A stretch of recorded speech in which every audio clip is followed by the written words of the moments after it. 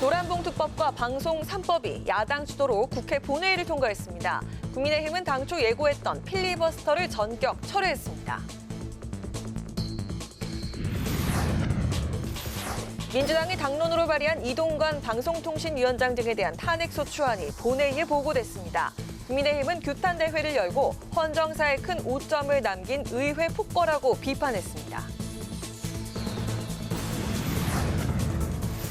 국회 예산결산특별위원회가 오늘부터 이틀간 종합정책 질의를 진행합니다. 여야는 윤석열 대통령의 해외 순방과 R&D 예산 삭감을 두고 공방을 이어갔습니다. 대기자의 시선으로 분석해보는 정가, 동향, 모교정치클럽, 기자, 대기자. 민주당이 노란봉투법과 방송 3법을 단독 처리한 가운데 국민의힘이 필리버스터를 전격 철회한 배경은 무엇인지 살펴보고 이동관 방통위원장의 탄핵소추안 발의로 앞으로 어떤 파장이 벌어질지 정치권 소식을 자세히 짚어보겠습니다.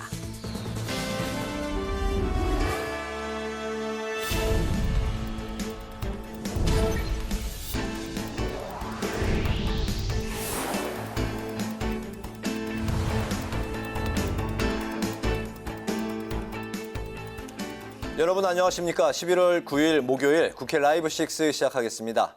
오늘은 예산결산특별위원회 중계로 조금 늦게 시작합니다. 오늘 하루 국회가 긴박하게 돌아갔습니다. 노란봉투법과 방송 3법을 둘러싼 입법전 D-Day가 바로 오늘이었는데요. 하지만 국민의힘이 필리버스터를 전격 취소하면서 법안들은 모두 본회의를 통과했습니다. 취재기자 연결해서 자세한 상황 살펴보겠습니다. 장정현 기자. 네, 국회 중앙홀에 나와 있습니다. 네, 오늘 본회의 소식부터 짚어주실까요? 네, 국회가 오늘 본회의에서 노란봉투법과 방송 3법을 모두 통과시켰습니다. 당초 국민의힘은 이들 법안을 필리버스터로 저지할 계획이었는데요. 그 방침을 전격 철회하고 민주당이 법안을 상정하면서 표결로까지 이어졌습니다. 이들 법안은 여당 의원들의 전원 퇴장 속 야당 단독으로 의결됐습니다.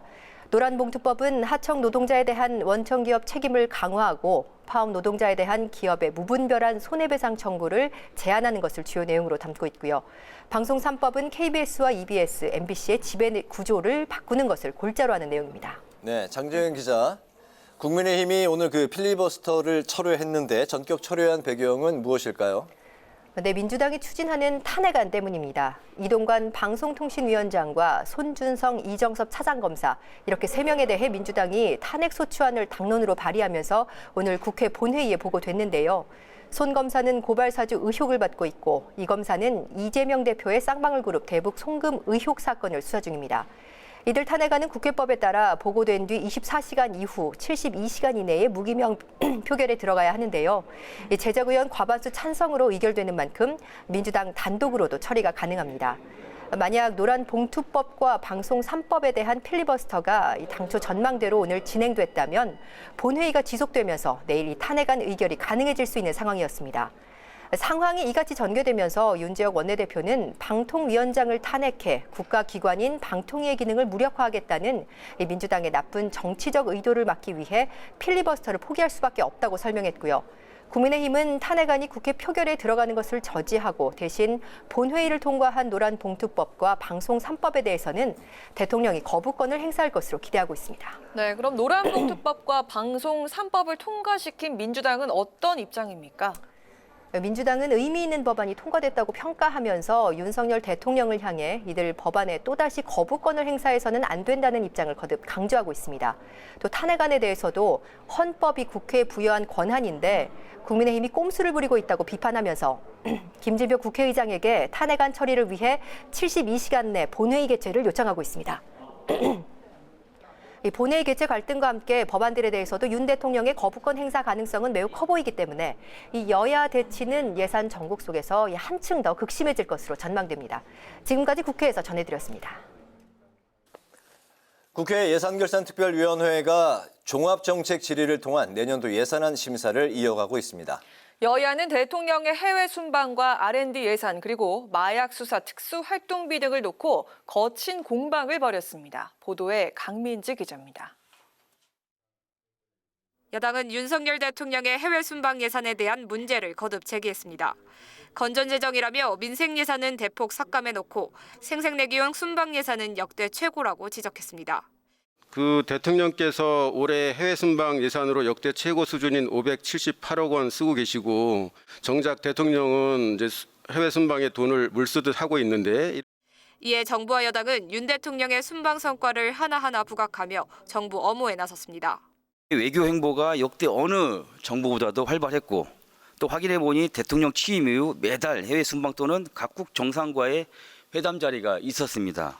대통령님께서 순방 외교를 통해서 1년 반 동안 93개국과 142회 정도의 정상 외교를 펼치셨고 792억 달러 정도의 수출과 수주를 이끌어낸 것으로 저희는 파악하고 있습니다.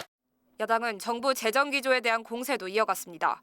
긴축 재정은 경제를 위축시킬 것이라며 특히 R&D 예산 삭감의 경우 미래를 포기한 예산 편성이라고 지적했습니다.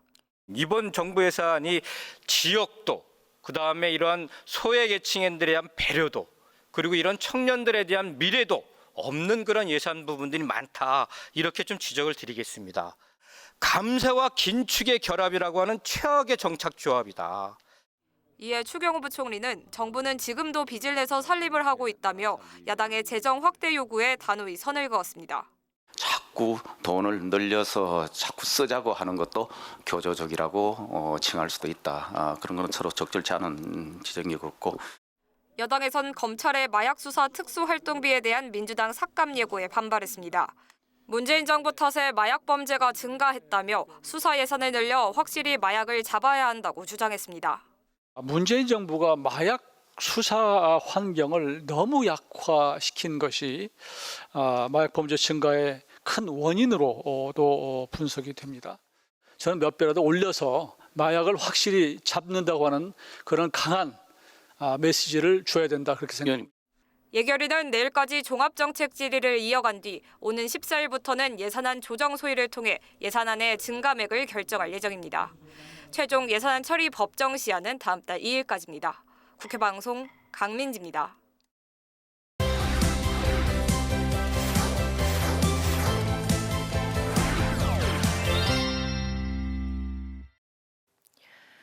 네, 이슈픽에서 여야 정치권 이슈를 좀 더 자세하게 짚어보도록 하겠습니다. 오늘 김지수 아나운서 나와 있습니다. 안녕하세요. 네, 안녕하세요. 네, 오늘 하루 국회가 참 긴박하게 돌아갔는데 우리 국회 네. 방송도 참 긴박한 하루였습니다. 정말 바쁜 하루였습니다. 네, 그렇죠. 특히 더 바쁘셨을 것 같은데요. 네. 자, 먼저 오전에 있었던 국회 예산결산특별위원회 종합정책질의부터 살펴보도록 하겠습니다. 네. 마약 수사와 관련된 특활비를 놓고 여야가 공방을 벌였다고요? 그렇습니다. 이제 예결위가 오늘부터 내일까지 내년도 예산안에 대한 종합정책 질의를 이어가는데요. 오늘 나온 내용, 먼저 마약 범죄 증가에 대한 우려가 있었습니다. 최근에 마약 범죄가 증가하는 것에 대해서 국민의힘은 문재인 정부가 마약 수사 역량을 너무 약화시키는 것이 큰 원인이라고 주장을 했고요. 민주당이 검찰 마약 수사 특활비 삭감을 검토하는 것에 대해 특활비를 몇 배를 올려서 확실히 잡는다는 강한 메시지를 줘야 한다, 이렇게 밝혔습니다.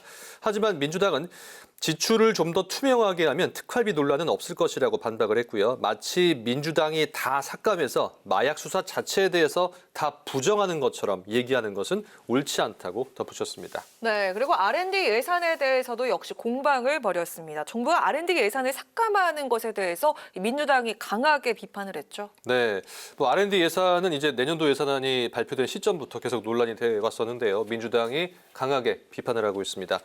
먼저 민주당 이재명 대표, 오늘 한 행사가 끝난 뒤에 기자들에게 민주당으로서는 이 삭감된 R&D 예산을 복원하는 일과 투자 환경 개선을 위해서 모태 펀드를 확충하는 데 힘을 쏟는 게 중요하다고 밝혔고요.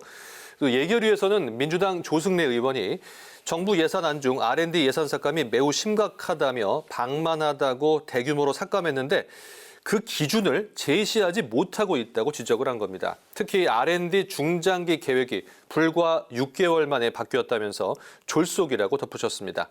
이에 한덕수 총리는 결국 재원을 어떻게 배분하는가의 문제다. 제대로 재원 배분을 하지 못해서 R&D 투자를 했는데도 효율성은 크지 않아서 반성하는 나라들도 많다고 답을 했고요. 올해 R&D 예산 편성은 그런 고민을 원점에서 한번 봐야 하는 것이 아닌가 하는 생각에서 이루어졌다고 덧붙였습니다. 네, 내일 예결위 종합정책질의가 마무리가 되면 13일에 소위원회 심사가 있을 텐데 심사 과정에서 난항이 예상이 된다고요? 네, 정부가 허리띠를 졸라매는 이 긴축 재정을 펼치게 되고 한정된 재정을 배분하는 것에 있어서 여야의 이견이 큰 상황인데요. 야당은 예비비 등을 포함해서 일단 5조 원 규모의 감액을 추진해서 이것을 R&D 예산을 증액해서 편성을 하기로 지금 방침을 세우고 있고요. 여기에 또 지역사랑 상품권이나 이 새만금 예산을 확보하겠다는 방침을 고수하면서 이 협의에 난항이 예상되고 있습니다. 게다가 이 내년 총선을 5개월 앞둔 시점이지 않습니까? 그렇기 때문에 지역 현안 사업에 대한 예산 확보를 위해서도 치열한 눈치 싸움이 이어질 것으로 보이는데요. 정치권에서는 올해도 이 예산 심사 역시 이 법정 시한 12월 2일이죠. 법정 시한을 넘겨서 심의가 이어질 것으로 예측을 하고 있는 상황입니다. 네, 이렇게 예산 관련 여야 공방 알아봤고요. 또 민주당이 이동관 위원장 등 3인에 대해서 탄핵안을 당론으로 정하고 본회의에 보고를 했습니다. 네. 관심이 집중이 됐던 한동훈 장관은 빠졌고요. 방통위원장과 검사 2명이 포함이 됐네요. 그렇습니다. 민주당이 오늘 본회의가 시작되기 전에 비공개로 의원총회를 열었습니다. 이 의원총회에서 이동관 이 방통위원장에 대한 탄핵소추안 발의를 당론으로 정했고요. 이동관 방통위원장 외에도 이 손준성 검사와 이정섭 검사 총 3인에 대한 탄핵소추안을 당론으로 채택을 해서 본회의에 보고했습니다.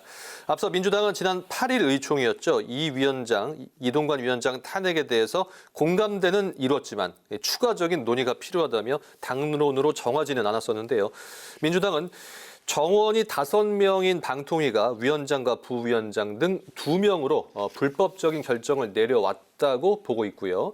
또 민간 독립기구인 방송통신심의위원회에 대해서 직권을 남용한 점 등을 탄핵 사유로 보고 있습니다. 여기에 방통위가 가짜뉴스 근절을 이유로 방송사에 보도 경위 자료를 요구한 건 헌법상 이 언론의 자유를 침해했다고도 봤습니다. 네. 어쨌든 이제 본회의에 보고가 된 만큼 이 탄핵 소추안은 24시간 이후 또 72시간 이내에 표결 처리를 하게 되는데요. 민주당이 168석으로 다수 의석을 확보하고 있는 만큼 민주당 단독으로 통과시킬 수가 있는데요. 이동관 방통위원장의 경우는 이 탄핵안이 본회의에서 처리될 경우에 취임 이제 얼마 안 되지 않았습니까? 3개월을 넘기지 못하고 직무 정지 상태에 들어가게 되고요. 이후에 헌법재판소의 탄핵 심판 결과를 기다려야 하게 됩니다. 네, 이렇다 보니 여당 측에서는 탄핵 중독이다 이런 주장까지 펼치고 있는데 윤 정부 출범 이후에 장관급 인사에 대한 탄핵안이 본회의에 올라오는 게 이번 들어서 3번째더라고요. 그렇습니다. 돌이켜보면 이상민 행안부 장관과 이종섭 국방부 장관에 이어서 3번째고요. 이동관 위원장의 이 탄핵안이 통과가 된다면 이상민 장관에 이어서 윤석열 정부에서 2번째인데요. 다만 이상민 장관은 지난 2월에 이태원 참사에 대한 책임으로 본회의에서 이 탄핵안을 민주당이 단독 처리했지만 7월에 헌법재판소에서 기각이 되면서 167일 만에 업무에 복귀를 했고요. 그리고 이제 여기에다 손준성 검사는 고발 사주 의혹으로 앞서 그 2명의 검사 말씀드린 그리고 이정섭 검사는 자녀의 위장 전입 의혹으로 탄핵 소추안이 발의가 돼서 본회의에 보고가 돼 있는 그런 상태입니다. 자, 이에 대해서 이동관 위원장은 어떤 입장을 내놨을까요? 네, 더불어민주당이 자신에 대한 탄핵 소추안을 발의한 데 대해서 이 숫자를 앞세워서 탄핵을 하겠다는 야당은 민심의 탄핵을 받을 것이라고 밝혔는데요. 오늘 기자들과 만난 자리에서 여러 차례 강조했지만 헌법이나 법률에 위반되는 이 중대한 그런 위반 행위를 한 적이 없다고 밝혔고요. 민주당이 이 탄핵 사유에 가짜뉴스 심의를 포함했다며 가짜뉴스를 단속하는 것이 본인들의 선거운동에 방해되기 때문이 아닌가 하는 그런 의심을 제기하지 않을 수 없다고 주장을 했습니다. 네, 끝으로 오늘 국회가 긴박하게 돌아갔던 이유였죠. 가장 이슈가 됐었던 노란봉투법과 방송 3법 살펴보도록 하겠습니다. 앞서 그 리포트에서 보셨지만 민주당 단독으로 처리가 되면서 국회를 통과했죠. 그렇습니다. 이 국민의힘이 필리버스터로 맞서겠다는 방침을 밝히면서 이제 앞으로 향후 며칠 동안 한 4, 5일 정도 필리버스터가 이어지지 않을까 그런 예상을 했었습니다. 그래서 오늘 본회의 초미의 관심사였는데요.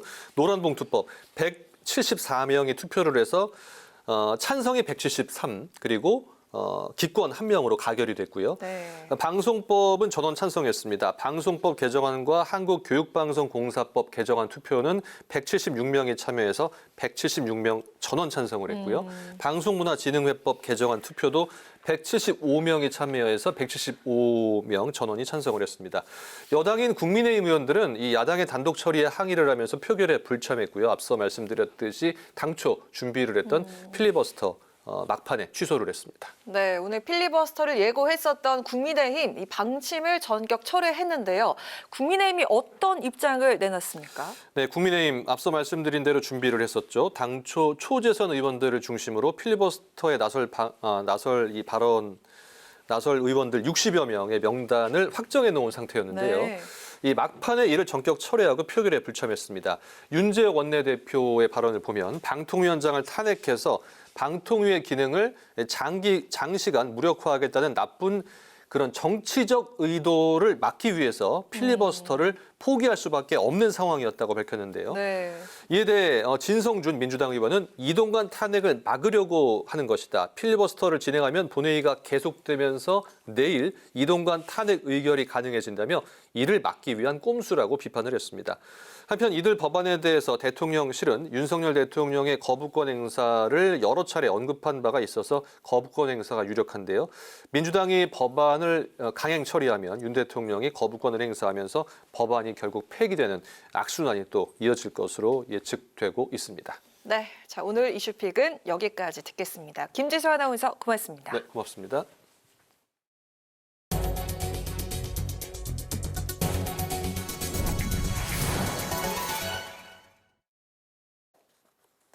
국민의힘이 시대전환과의 흡수합당 결의안을 의결했습니다. 오늘 오전 국민의힘 전국위원회에서 ARS 투표를 진행한 결과 전국위원 821명 중 547명이 투표에 참여했고 이 중 찬성은 522명, 반대는 25명으로 집계됐습니다. 결의안에 따라 국민의힘은 흡수합당을 위한 수임기구를 지정하고 합당 절차와 내용을 위임하게 됩니다. 대한민국 국회 헌정회가 창립 55주년을 맞아서 기념식을 개최하고 헌정회원들의 노력과 헌신에 감사를 전했습니다.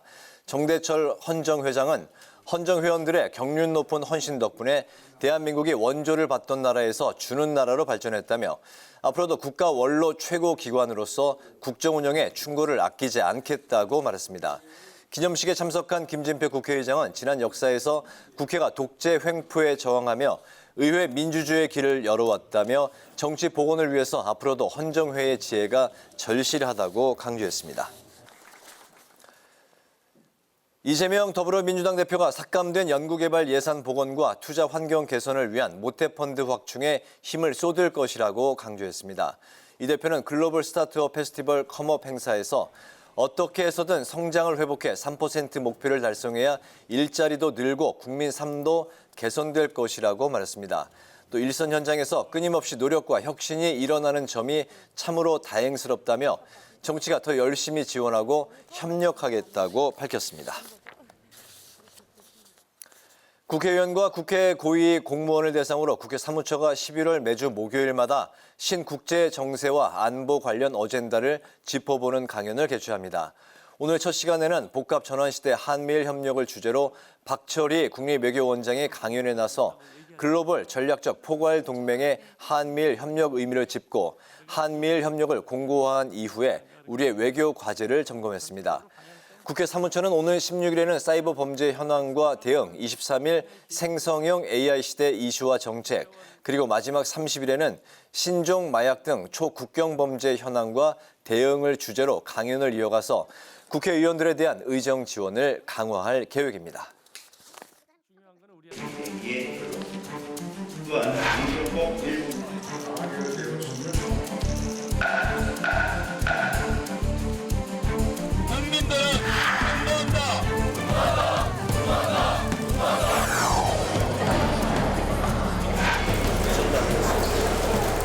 시기와 순서가 있는데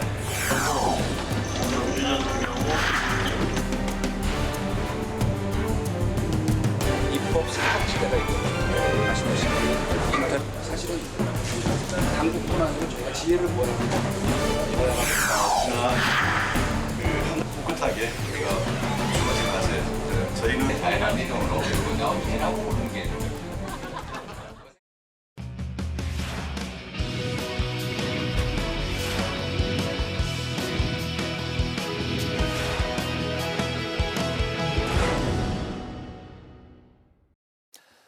네, 이번엔 정치권 동향을 대기자의 시선으로 짚어보는 목요 정치클럽 기자 대기자 시간입니다.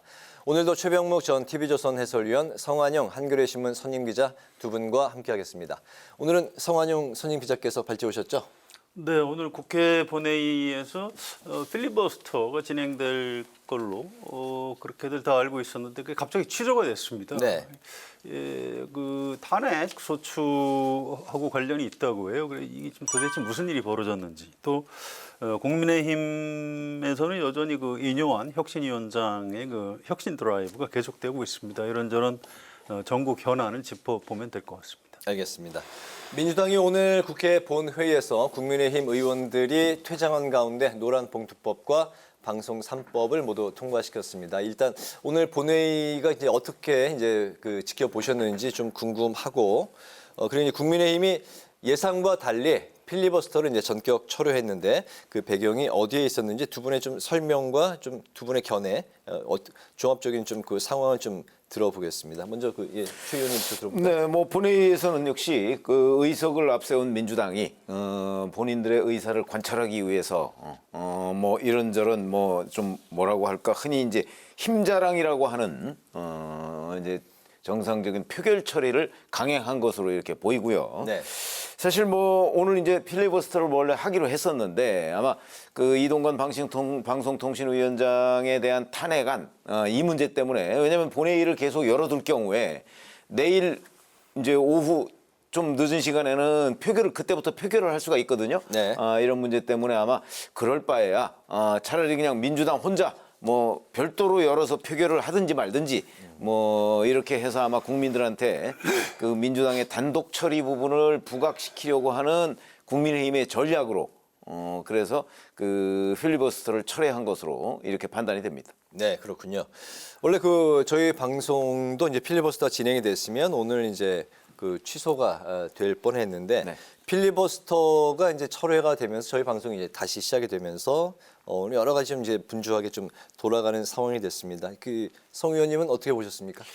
글쎄요, 이게 그 필리버스터를 한다고 이제 여러 차례 예고를 했고요. 네. 어느 의원들이 나설 것인지 그 법안마다 이렇게 명단을 짜서 이미 어제 오늘 오전까지 쭉 돌았습니다. 그리고 이 필리버스터 무제한 토론 철회한 다음에 당사자들한테 기자들이 물어봤더니 아니 몰랐다고 그래요. 그냥 갑자기 취소한다고 그래서 본인들도 그렇게 됐다고.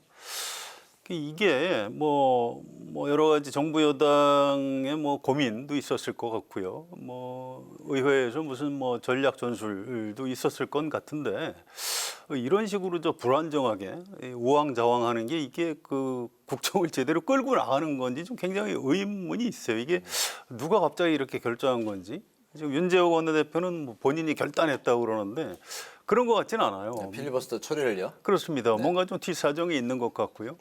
이게 이제 모든 일정이 막 엉망진창으로 얽히고 여러 가지 좀 논란이 벌어지고 좀 정치가 좀 더 복잡하고 시끄럽게 됐습니다. 이게 하여튼 각 당 사정은 있겠습니다만 뭐 별로 그렇게 바람직한 모습은 아니었던 것 같습니다. 이미 민주당에서는 그 이동관 위원장하고 검사들 2명 또는 4명을 뭐 탄핵 소추할 거다라고 어제 그저께부터 얘기가 있었거든요. 그래서 네.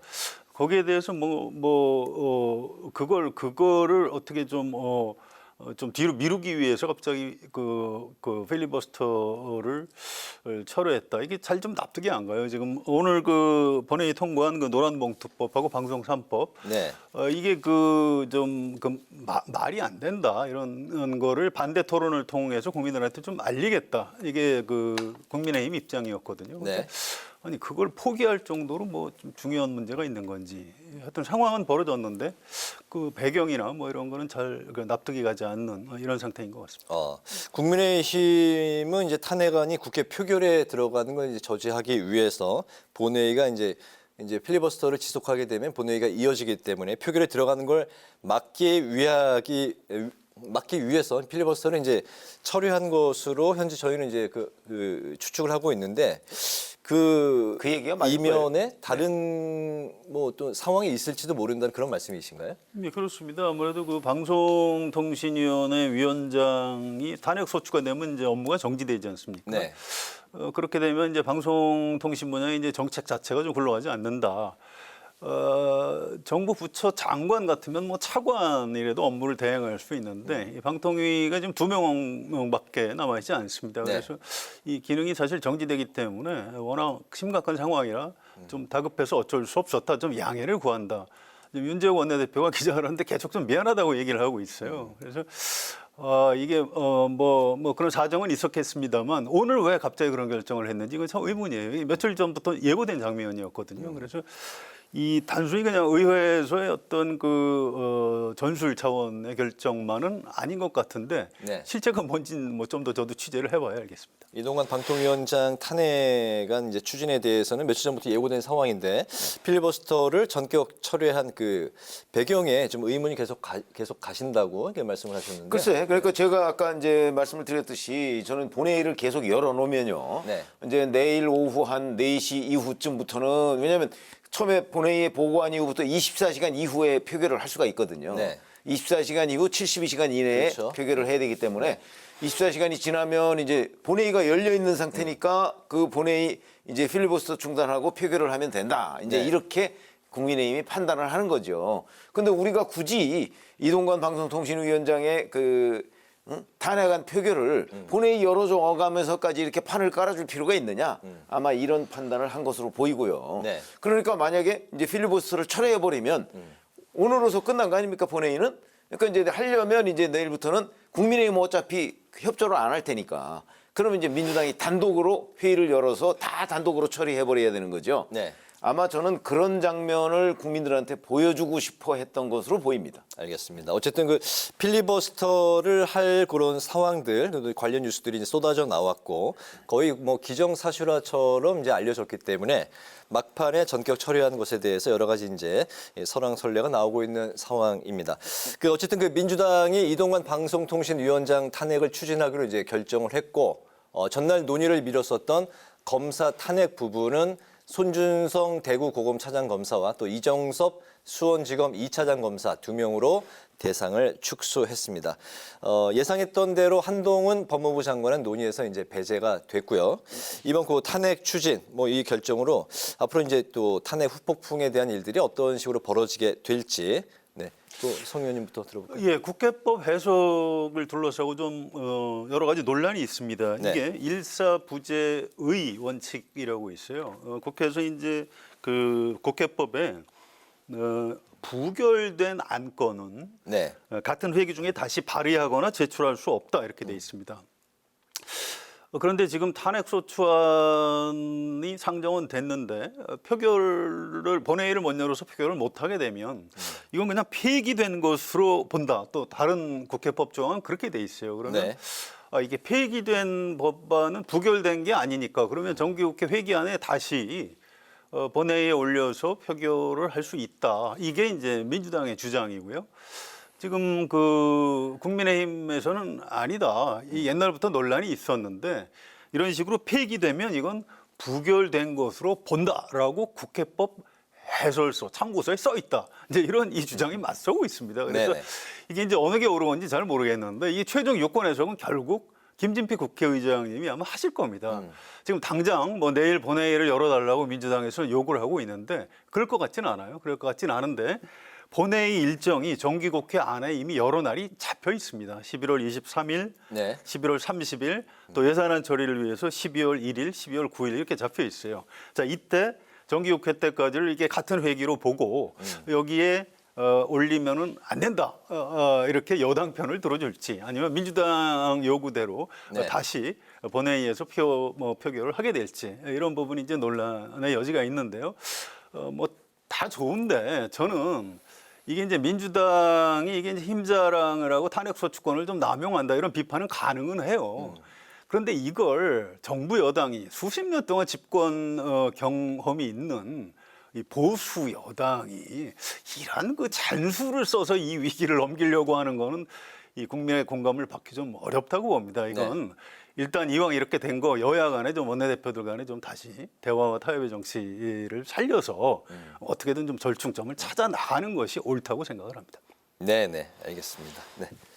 제가 보기에는 사실은 그 대화 타협이 될 것 같으면 뭐 벌써 됐을 거 아닌가 싶어요. 지금은 어차피 그 이재명 대표의 민주당이 자 더 이상 이제 지금 현재의 그 어찌 보면 이슈 주도권을 잃었잖아요. 네. 이재명 대표 구속영장 기각되고 난 이후에 사실은 국정감사가 그 20일간 진행이 됐는데 자 그 이후에 이제 혁신위가 발족을 하고 네. 그다음에 뭐 이런저런 그 뭐 김포의 서울 편입 문제가 또 불거지고 이런 것들 때문에 사실 민주당이 그 뉴스의 중심에서 사라져 버렸단 말이죠. 네. 저는 이제 이런 것들과 연관이 있다고 생각을 해요. 그 주도권을 다시 민주당이 좀 확보를 하겠다는 차원에서 저는 국면 전환을 노리고 지금 이 탄핵안을 다시 꺼내 들었다고 보거든요. 네. 그렇기 때문에 여기서 지금 국민의힘이 뭐 대화를 하자. 뭐 대화를 이미 뭐 일부 하고 있는 거 아니겠습니까? 근데 네. 그렇더라도 이 의견 차이가 좁혀질 것 같지는 않다는 거죠. 그런 점에서 본다면 대화와 타협은 뭐 손바닥도 마주쳐야지 소리가 나는 거 아니겠습니까? 그래서 지금 국민의힘이 노력한다고 해서 이 문제가 풀릴 것 같지는 않다.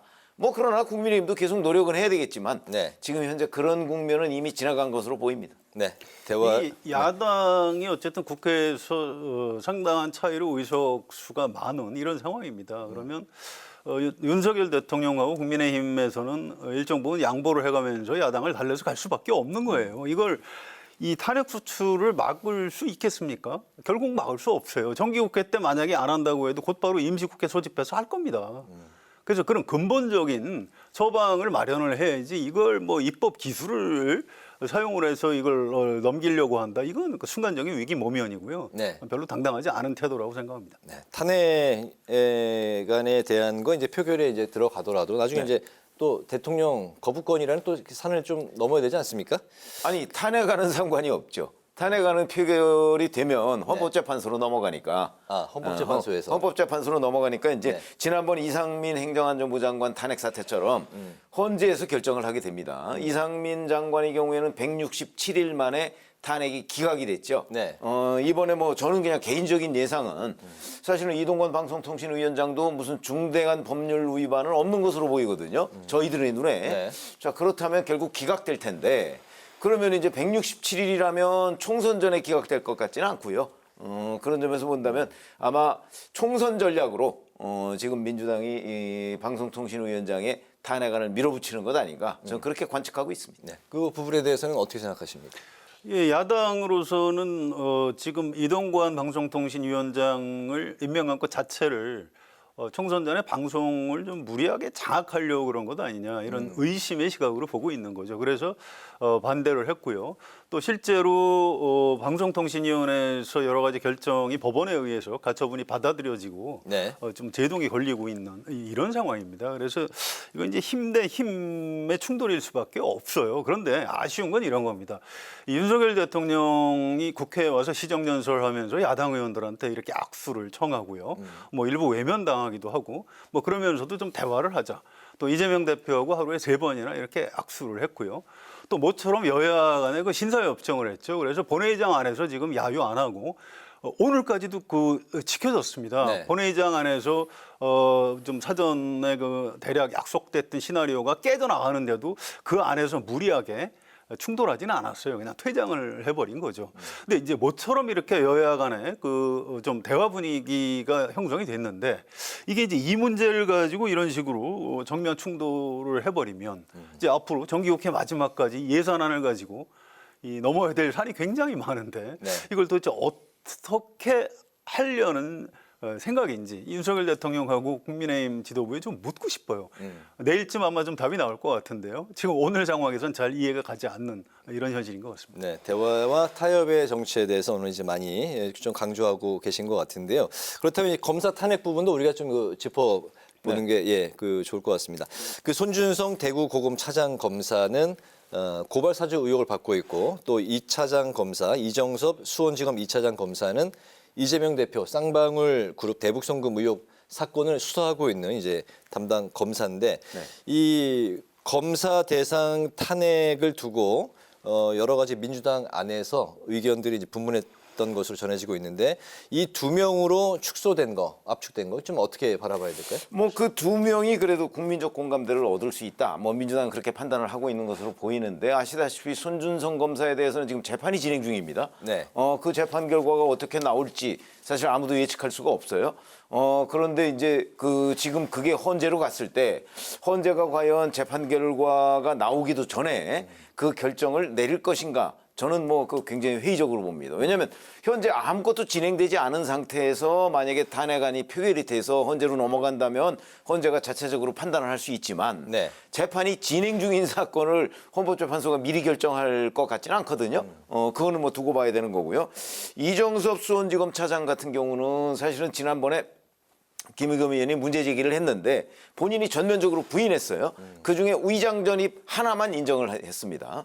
자, 그렇게 되면 거기에 이제 민주당이 탄핵안을 내려면 이제 중대한 법률 위반을 뭔가 지적을 해야 될 거예요. 네. 이제 그런 부분에 관해서 과연 일반 국민들의 눈높이에 맞는 또는 헌법재판관들을 설득시킬 수 있는 수준의 중대한 법률 위반을 얼마나 지적할 수 있을 것인지. 왜냐하면 수사도 진행이 안 된 상태니까. 네. 뭐 공수처나 이런 데서 수사 진행한 거 없거든요. 네. 그렇기 때문에 헌법재판관들을 이 사람이 이렇게 중대한 법률 위반을 했습니다라는 걸 지금 얘기를 해야 될 텐데 네. 과연 그런 것이 있을까? 그냥 뭐라고 카더라 뭐 이런 것만 가지고는 저는 불가능할 걸로 보이는데 네. 그거는 뭐 한번 탄핵소추안을 구체적으로 어떤 내용이 들어갈지 그건 한번 보고 나서 판단을 해야 될 것으로 보입니다. 네, 두 검사에 대한 탄핵을 어떻게 보십니까? 이게 탄핵 제도가요. 이거는 형사처벌하고 좀 다릅니다. 검찰의 소추 또 법원 재판에 의해서 최종적으로 유무죄가 가려지는 거는 이제 형사처벌이고요. 네. 이 탄핵 제도는 공무원에 대해서 공직자에 대해서 국민의 대표인 국회에서 징계하는 겁니다. 저 사람은 아직 최종 판결은 안 나왔지만 저 자격이 없어 해서 이제 소추를 하는 거고요. 그걸 헌법재판소에서 최종적으로 국회 결정이 옳다 그렇다 결정을 해주는 겁니다. 자, 박근혜 전 대통령이 재판 진행 중인 도중에 탄핵이 결정이 됐어요. 그런 겁니다. 여기에 대해서 야당이 져야 되는 거는 어떤 정치적인 책임이죠. 과거에 한나라당이 야당일 때 노무현 대통령 탄핵 소추했다가 역풍을 맞아갖고 거의 당이 망할 뻔하지 않았습니까? 그런 겁니다. 이게 민주당이 여기서 탄핵 소추가 이걸 너무 무리하게 추진을 한다 이런 비판은 가능해요. 뭐 이런 식으로 하면 검사 판사들 다 개별적으로 탄핵 소추할 것 아니냐. 네. 거기에 대한 정치적인 책임은 민주당이 져야 되는 겁니다. 그렇지만 이 탄핵 소추 자체가 잘못됐다 이제 이렇게 주장하는 거는 좀 따져봐야 될 문제고요. 최종적으로는 이 헌법재판소 결정에 의해서 가려질 수밖에 없는 그런 대목이 좀 있습니다. 아니 이제 사실관계 하나 두 분의 생각이 좀 갈리는 부분이 있는 것 같습니다. 뭐 이게 크게 다른 게 아닌 게 네. 저는 이제 재판 중인 사건에 대해서 헌법재판소가 과연 판단을 내릴 것인가 이걸 얘기한 거고 네. 박근혜 전 대통령의 경우에는 재판 중에 헌재가 결정한 거 아닙니다. 그렇죠? 수사 중에 이제 국회에서 탄핵안이 표결된 거죠. 네. 그리고 실제 재판은 그 훨씬 뒤에 있었죠. 그리고 헌재에서 박근혜 전 대통령에 대해서 현직 대통령에 대해서 탄핵을 결정한 것도 수사가 끝나기 전에 결정이 된 거기 때문에 재판 네. 중에 진행된 건 아닙니다. 네, 알겠습니다. 법원의 최종 판단이 나오기 전에도 네. 공직자에 대한 탄핵 소추나 탄핵 결정은 가능하다. 제가 이제 그 말씀을 드리는 겁니다. 알겠습니다. 네, 다음 이슈로 좀 넘어가 보도록 하겠습니다. 국민의힘 혁신위원회가 당 지도부와 중진 또 윤석열 대통령 측근의 내년 총선 불출마 또 수도권 험지 출마와 관련해서 당 지도부에 공식 요구를 했습니다. 하지만 김기현 대표 의원으로서 이미 모든 걸 다 이뤘다. 그래서 이제 불출마 의지를 보이는 거 아니냐 이런 추측도 나오고 있는데 혁신위의 이런 불출마 권고에 대해서 모든 일에는 시기와 순서가 있다 이러면서 또 즉답을 피했습니다. 혁신위의 일명 2호안 희생으로 불리는 화두가 과연 중진과 또 대통령 측근으로 분류가 되는 혁신위의 그런 혁신 대상들에게 통할 수 있을 것으로 받아들여질 것으로 보시는지 좀 어떤 시각으로 보십니까? 아니 김기현 대표가 이미 정식 제안이 오면 검토하겠다 이렇게 얘기를 한 적이 있습니다. 네. 그렇죠? 근데 아직 혁신위 2호 혁신안은 정식 제안이 없었어요. 이제 곧 한다고 하죠. 아마 이제 여기 시기와 순서라는 건 아마 그런 걸 얘기하는 것으로 보이고요. 네. 그 전에 이미 김기현 대표 일기 체제에서 수석 대변인을 했던 그 유상범 의원이 이 얘기를 한 적이 있어요.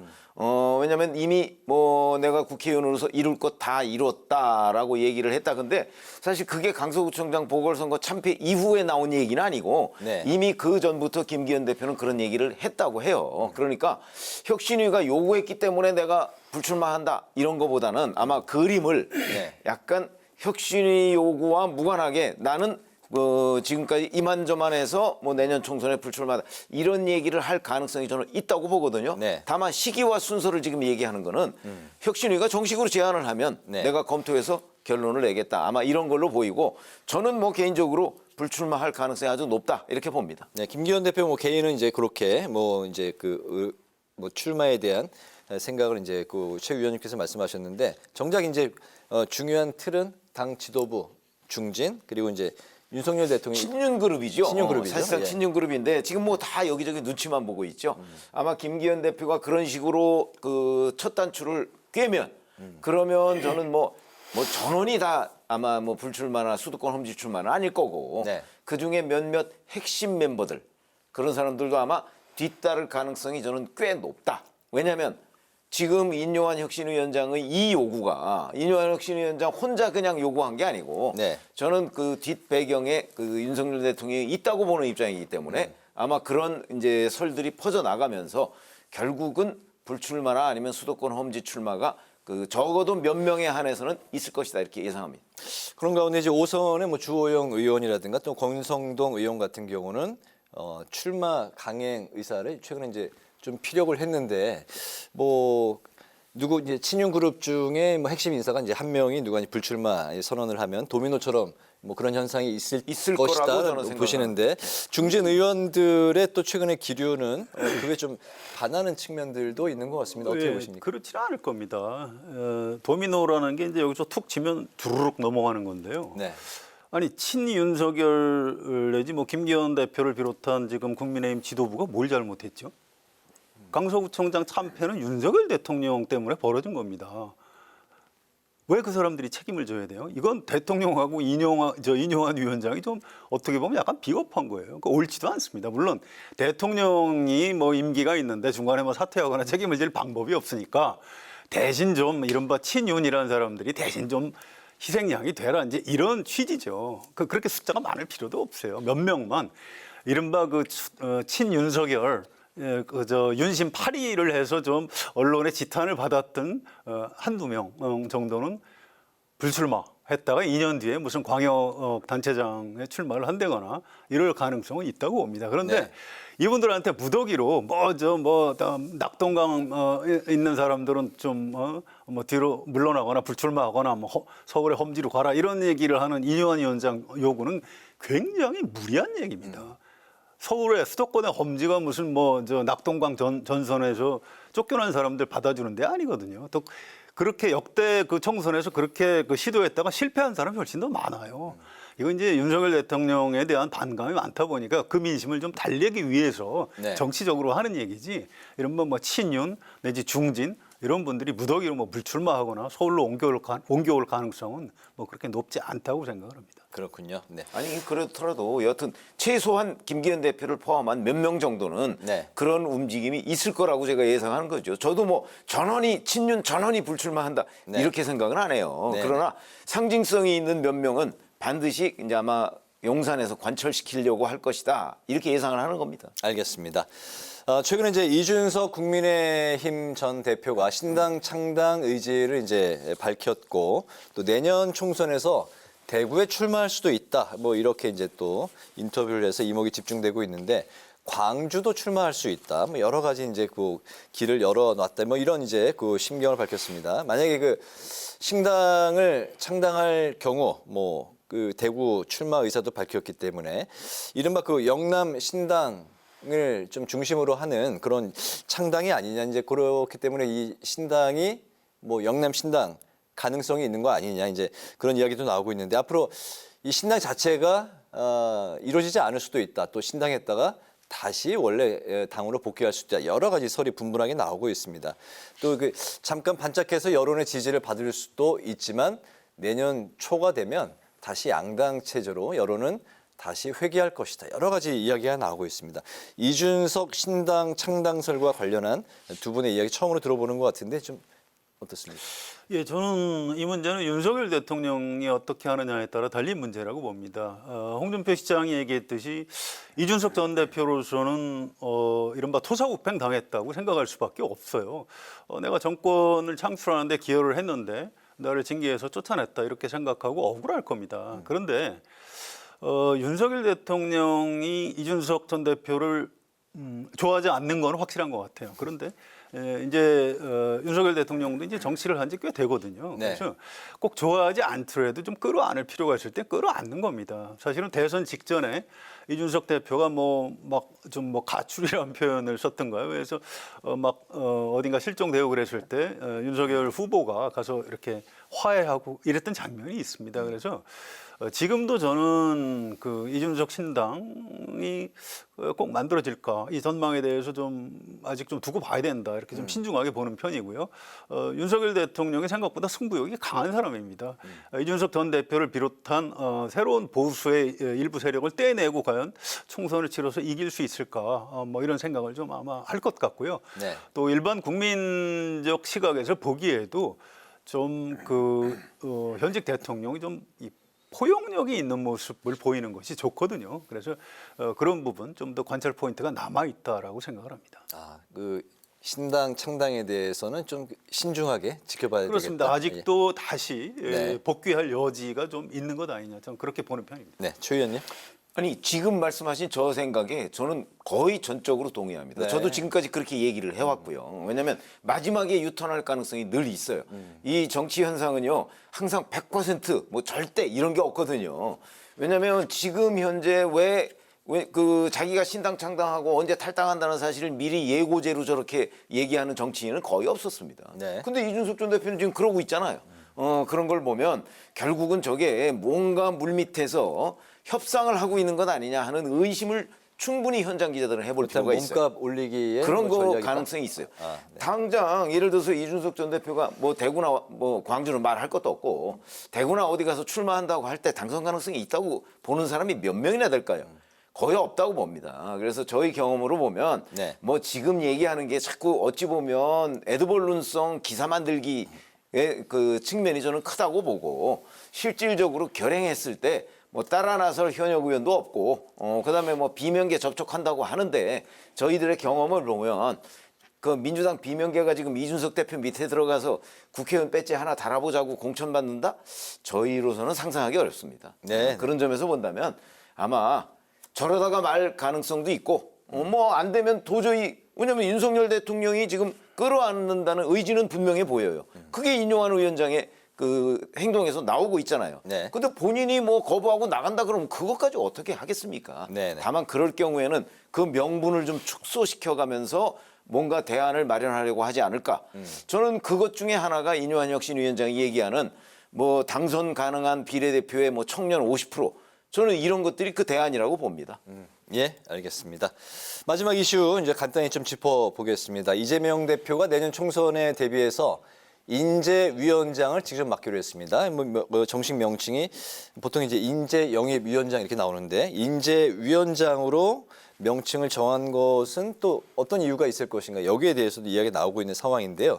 비명계 사이에서는 사당화다 이런 지적과 함께 역대 가장 불공정한 공천이 될 것이다 이런 우려가 터져 나오고 있습니다. 이 대표의 인재위원장 결정 두 분의 이야기 마지막으로 좀 짧게 들어볼까요? 예, 이건 이재명 대표 되기 전에 이미 인재위원장이었다고 해요. 그래서 이재명 대표 되고 나서 인재위원장으로 바꾼 게 아닙니다. 그래서 약간 오해가 있는 것 같고요. 다만 이걸 직접 이재명 대표가 맡는 게 모양새가 좋으냐. 그거에는 좀 동의하기가 어렵습니다. 좀 당내에서 신망이 있는 분이 맡았으면 좋겠고요. 기자들이 자꾸 물어보니까 인재 영입을 이제 기자들이 질문을 이렇게 해요. 그럼 인재 영입을 안 하시겠다는 겁니까?